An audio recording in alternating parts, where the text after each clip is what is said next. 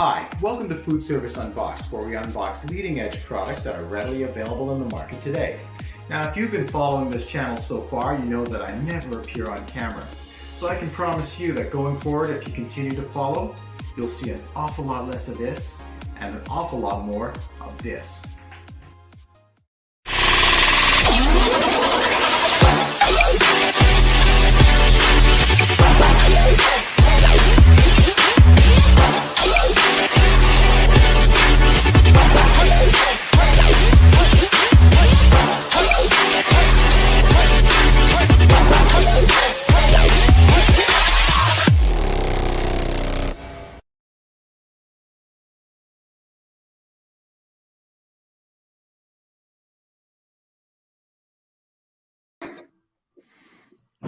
Welcome, Chef. Hi there. How's it going, everybody? Good, good. Paul, how you doing? I'm doing good. I'm doing good. I'm just waiting for my little watch alarm to turn off so I can time that that little opening sequence. That way, I don't start talking before or after, right? So today we've got some product from Espresso, and we're going to start with this new. I don't know if it's new, but this is definitely a nice pre-grilled chicken skewer. So it's a heat and serve product. We're going to take a quick unboxing of this and look at some of the uses for it. So why don't we just kind of get right into it and take a look at what's on the box here. So I'm going to start down here. And I tell you, first of all, here you see the branding. As you know, if you follow what I'm doing, I always like to see branding front and center. It's very important to me. People like to know what they're buying. Trying to ignore this is the shipping tag.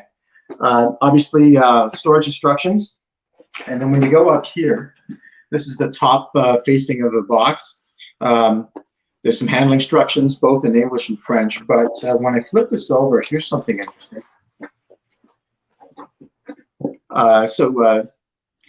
This tells you that it's got a very low amount of packaging waste, so it's 35% or less. So if sustainability is of interest to you, and it should be in our industry, then this is very, very valuable to see. Obviously, handling and storage instructions, a little bit more branding over here. This is the quality assurance from Cisco. Okay, so where are we? Okay, so we're on this facing here. And you know what I'm going to do is I'm going to see if I can turn you guys around to a first-person view on this camera. And that's awesome, Chef. Chef, I think that's really cool that the box is stating that's sustainable and how much less packaging they're using. I think that's huge. Well, it's important to people right now, especially given all of the environmental concerns and everything that's been going on these days.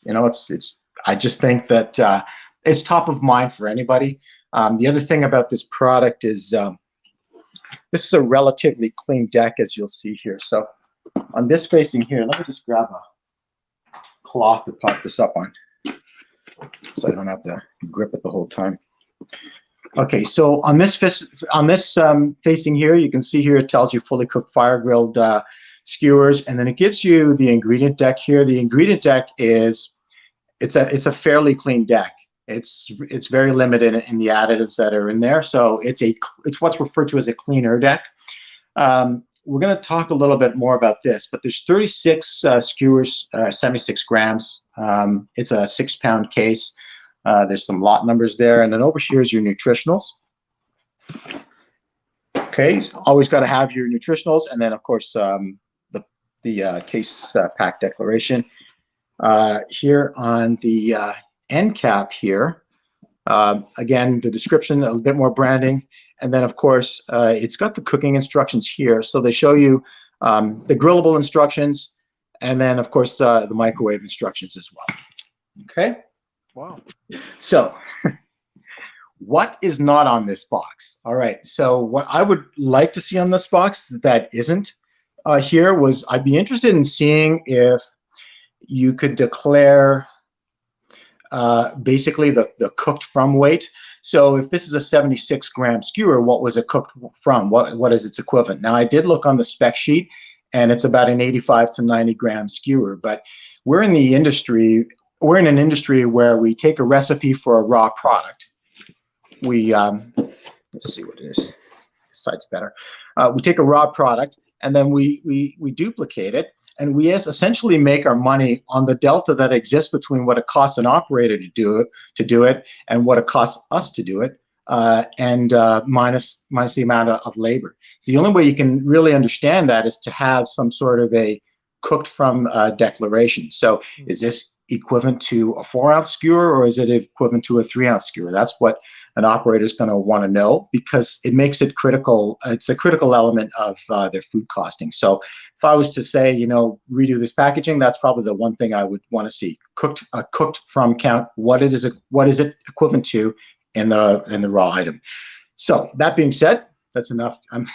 That's enough preaching. Let's take a look at this box, open it up, and see what we got inside. Cool.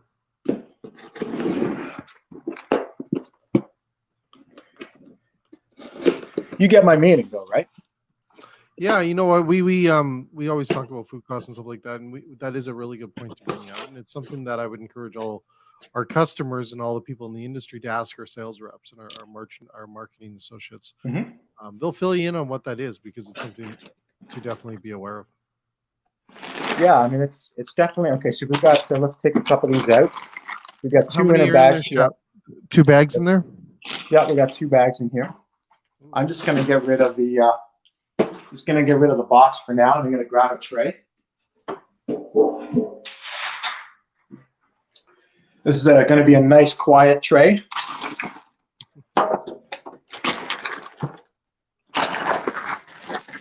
Last time I did this, I was putting pans in the sink, and they got a little bit noisy. So what I did was I lined the sink with a couple of towels, and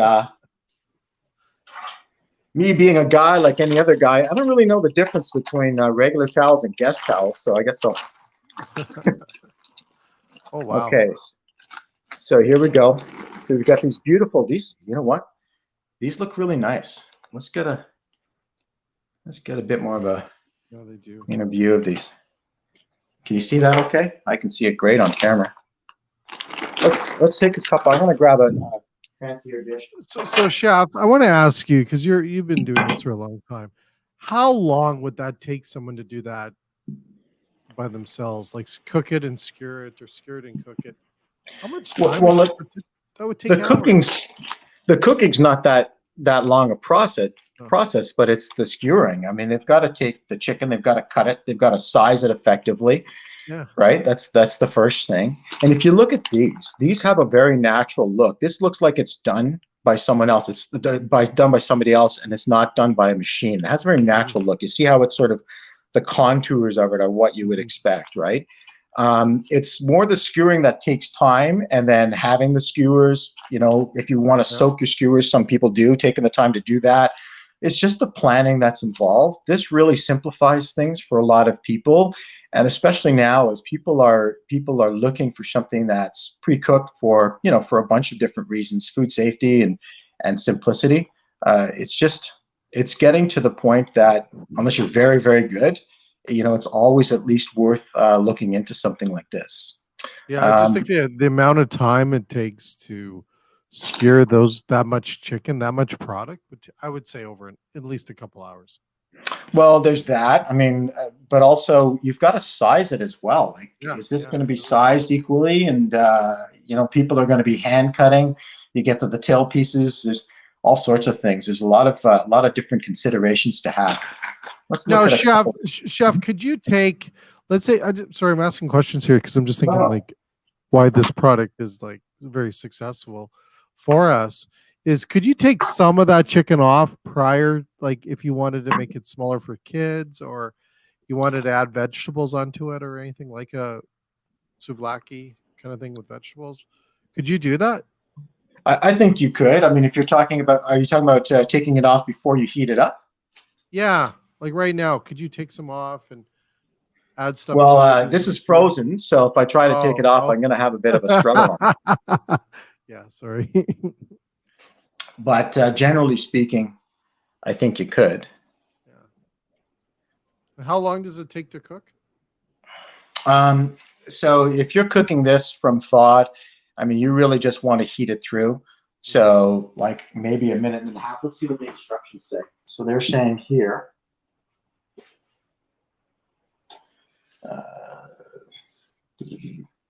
well, if you're looking at microwaving instructions, they're saying it's 3 minutes. But if you've got something thawed and ready to go and it goes on the grill, it's going to take a minute or two. It's not going to take too long. Wow. Well, you know, that's nice because I can see this as a great appetizer. I can see it as an appetizer. I can see it as a shareable. I can see it as a sandwich. Yeah. Oh, yeah. Pita pit or a pita, right? If you want to follow some sort of a healthy eating type of approach to it, there's also something like this. You can do a power bowl with these, and you're just simply taking a skewer at the end of your thing and just laying it across. And these are pre-cooked. Yeah. So they're pre-cooked, right? Yeah. So and if you're thawing it properly, right? Yeah. You could almost serve it cold. I mean, it's I have no issue with just simply taking this and keeping it warm in a steam table and warming it up that way. Oh yeah. I mean, I would follow the manufacturer's instructions, but I think there's a lot of versatility once the product is cooked, right? Very nice. Can you take one? Is there anyone there that's thawed a little just so we can peel it apart and look at the chicken? I can. Let me just take a second and do a little quick wait here while we're doing that. I just think this is a great product. This is a great product for home.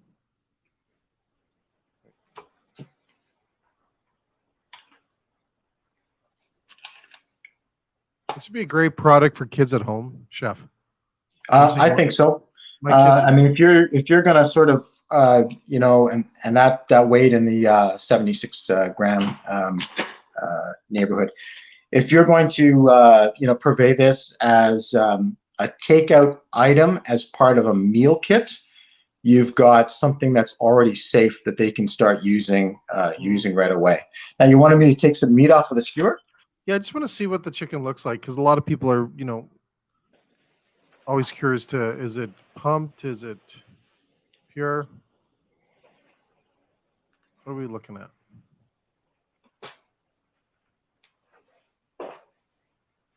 It's frozen too, so sorry about that.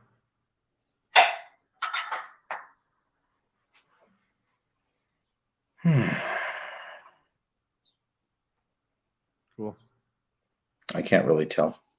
You know what? I think that it's so it looks a bit more crystalline, but that's probably because it's still frozen. It's still frozen solid. We can't really tell. But you know what? When I do the studio cut version of this, I'll break a piece open. Sure. It looks good. Okay. It looks like I think when you want to see that is that it's beautiful. Like it's a beautiful piece of chicken breast. Well, it looks like what it's supposed to look like. Yeah, exactly. Right. It's supposed to exactly. So very awesome, Chef. Okay, so that's the chicken. Let's take a quick look. You want to take a quick look at the pork? I've got the pork right here if you want to see it. Absolutely. Let's do it. We've got a few minutes. Great product. Love that product, man. Love that product.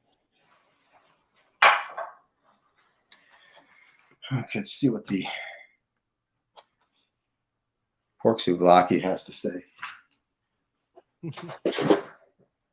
I like this angle too. Okay.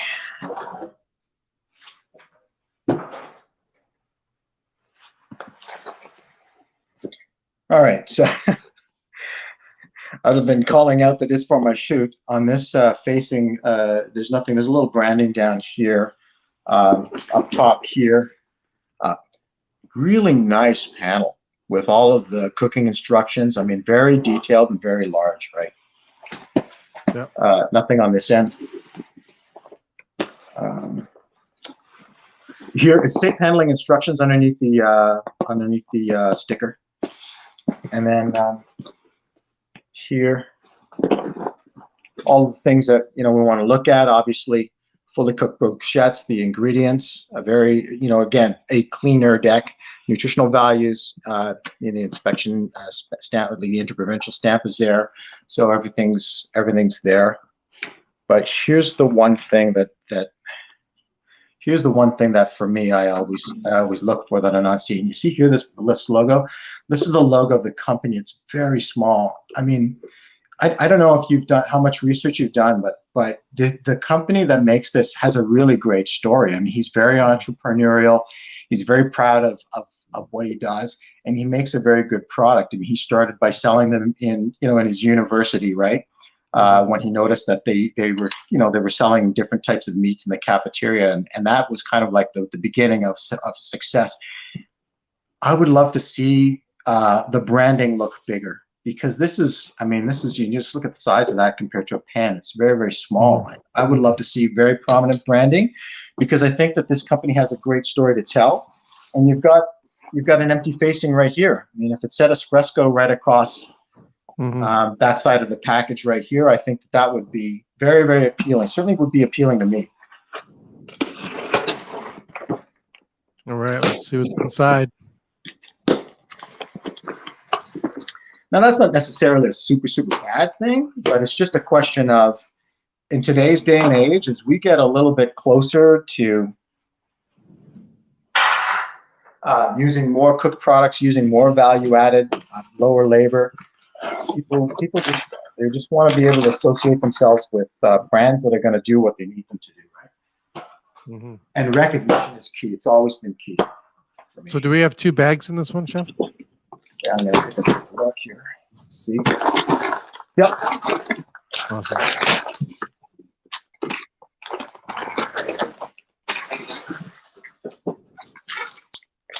You know, this the aroma is excellent off of this. I broke a bag on the way out. It wasn't broken. I broke it. Here's an aerial view. 2 bags. Okay, so I mean, I don't think we need to really dwell on it too much. But the thing about 2 bags is that you can open one while the other stays fresh, and if you're using part of your product, that gives you a bit more of an advantage to do it that way, right? Love it. Let's take a couple of sticks out of here and have a look at these.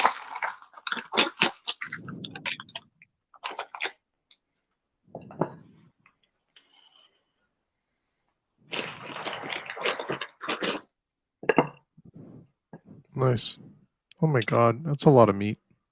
Yeah, it's a lot of meat, and but it's a lot in a good way. Like the length of this will fit perfectly into a sandwich for a pita. Like if you look at a pita sandwich, it's just about this length, because as they remove it from the skewer, the chunks are going to move a little bit further apart. So I think that the sizing here is ideal. They're fairly compact and fairly uniform, especially this way. So if you look at them this way, you can see that they're probably going to cook at around the same time. Yeah. Right. The cooking time is going to be the same, and then they're going to stay warm in the batch without overcooking, or at least as they stay warm in the batch that you cook, they're going to stay consistent. So you're not going to have a difference between one skewer and the other. I did ask them the raw material for this. The raw material for, it's funny, we do top butts the last time that I was on, and then now we're doing pork souvlaki. This is cut from the buckeye. The buckeye is similar to the sirloin. So sometimes when people make souvlaki in a restaurant, they'll use pork shoulder, which can be a little bit tougher and a bit more fatty. It still yields a good product though. But the buckeye for me has always been the choice product for making souvlaki, and it's a very high quality cut of meat, at least in my opinion. Very cool though. I bet you it smells good too right now. Well, I'm going to tell you, this one really, really, really has a nice aroma. It really has a nice aroma. There's not a lot that I would say that, there's nothing here that they cannot be very, very proud of. Very nice. I think it's a nice looking product. So you can see, there's a couple of different ways that you can present it. Combo plates, things like that, 2 sticks. You can do things where you have a bowl and you can have them lined up like this.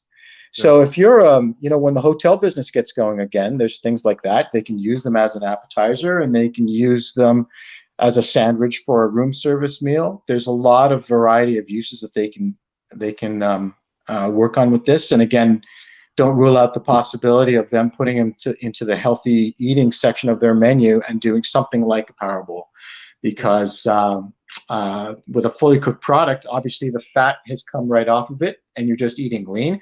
In the case of chicken, everybody knows that white meat is very, very good for you. And in the case of pork, it's one of the leaner cuts of pork. So it's ideal for that. So I would definitely give this a good look as a product. I think it's something everybody should try. Yeah. It's at least worth trying once. I think it's got a lot of versatility on the menu, and not too much to say about it that I don't like, I gotta say. Well, I think you think about pizza places that are busy right now for takeout, adding this as an appetizer or an add-on, just as something to bite other than the pizza.